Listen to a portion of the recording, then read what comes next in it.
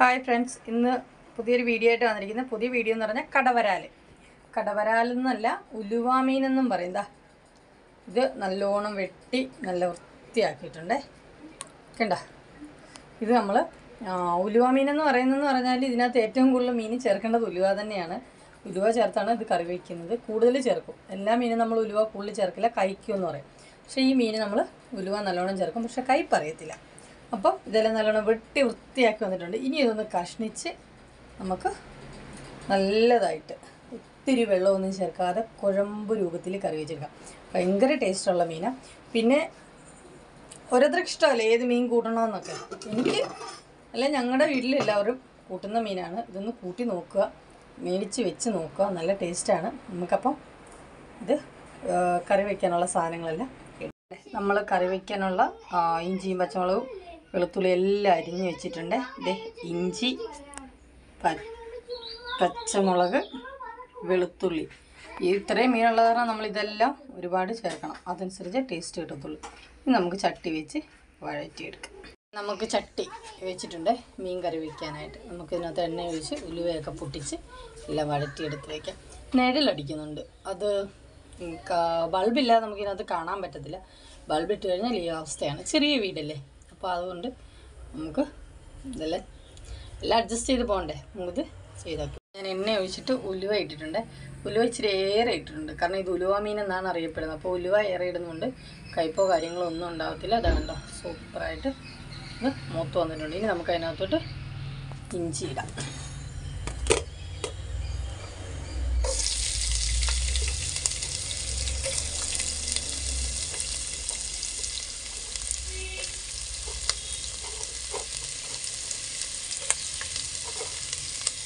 ഇഞ്ചിയൊന്ന് മൂത്ത് വരട്ടെ കേട്ടോ. ഇഞ്ചി മൂത്ത് വന്നിട്ടുണ്ട്. നമുക്കതിനകത്തോട്ട് വെളുത്തുള്ളി ഇടാം. വെളുത്തുള്ളി പച്ചമുളകും കൂടെ ഇടാം. കുഴപ്പമില്ല. വെളുത്തുള്ളിയും പച്ചമുളകും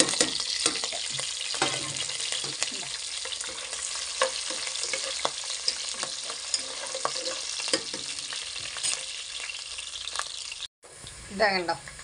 മഞ്ഞപ്പൊടി, മല്ലിപ്പൊടി ഞാനൊരു 3-3.5 സ്പൂണ് വലിയ സ്പൂണിന് എടുത്തിട്ടുണ്ട്. വരാലായത് കാരണം എരിവ്, ആറ്റുവരാലായാലും കടൽ വരാലായാലും നമ്മൾ എരിവ് വേണമല്ലോ. വരാലിനായതുകൊണ്ട് എരിവ് ഇച്ചിരി ഏറെ ഇട്ടിട്ടുണ്ട്. ഇതാ മല്ലിപ്പൊടി കുറച്ച് മതി, ഇല്ലേ കറി ഇരിക്കേണ്ടതല്ലേ, അപ്പോൾ വളിക്കും. അപ്പം ഇതൊന്ന് വഴറ്റിയെടുത്ത് വരാം.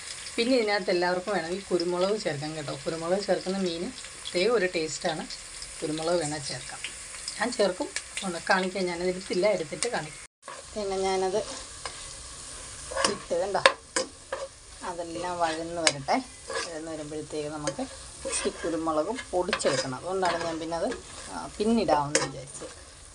ഇട്ടാൽ അത്രയും ടേസ്റ്റ്. മുളക് പൊടി, മല്ലിപ്പൊടി കുറച്ചുകൊണ്ട് മുളക് പൊടി ഏറെ ഇടണം കേട്ടോ. വരാൽ കറി ആയത് കാരണം നമുക്ക് വേണം. ഇതൊന്ന് മൂത്ത് വരട്ടെ. മുളക് മൂത്ത് വന്നിട്ടുണ്ട്. നമുക്ക് അതിനകത്തോട്ട് ഇത് കണ്ടോ, ഒരു 5-6 കഷ്ണം പുളി ഞാൻ ഇടുന്നുണ്ട്. കാരണം പുളി ഇട്ടെങ്കിലേ കറിക്ക് ടേസ്റ്റ് ഉണ്ടാകും. ഇനി ഇതിനകത്തോട്ട് ഉപ്പിടണം, ഇച്ചിരി വെള്ളവും കൂടി ഒഴിക്കണം. എന്നിട്ട് വേണം നമുക്ക് കുരുമുളക് പൊടി ചേർക്കാനായി. ഇതാ മുളക് നല്ലോണം മൂത്ത് വന്നിട്ടുണ്ട്. നമുക്ക് അതിനകത്തോട്ട് ആവശ്യത്തിന് ഉപ്പിടാം, ഇളക്കാം. നല്ലോണം മൂത്തിട്ടുണ്ട്. ഇനി അതിനകത്ത് നമുക്ക്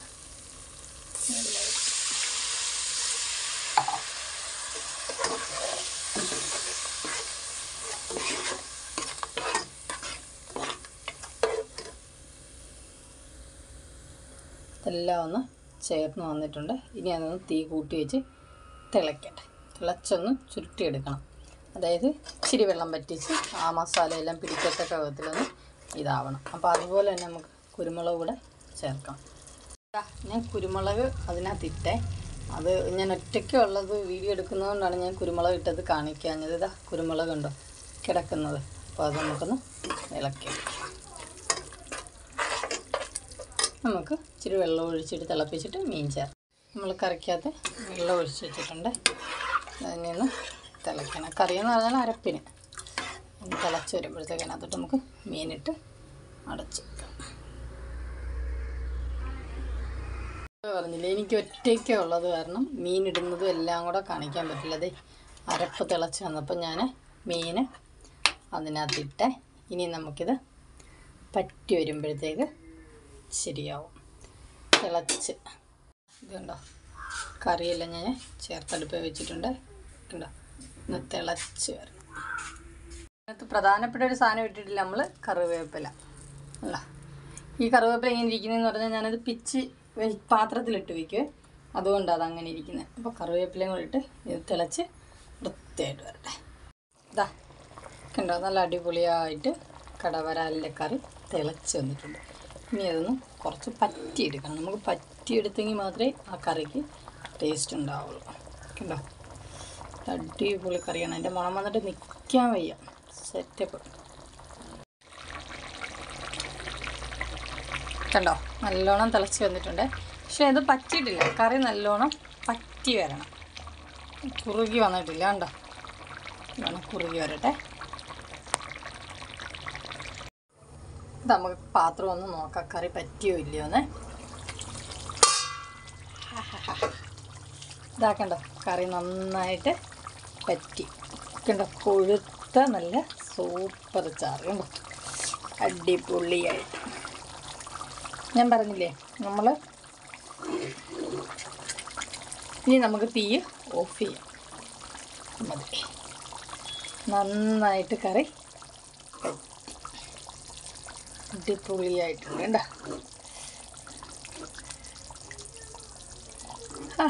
നല്ല കൊഴുത്ത നല്ല സൂപ്പർ ചാറ്.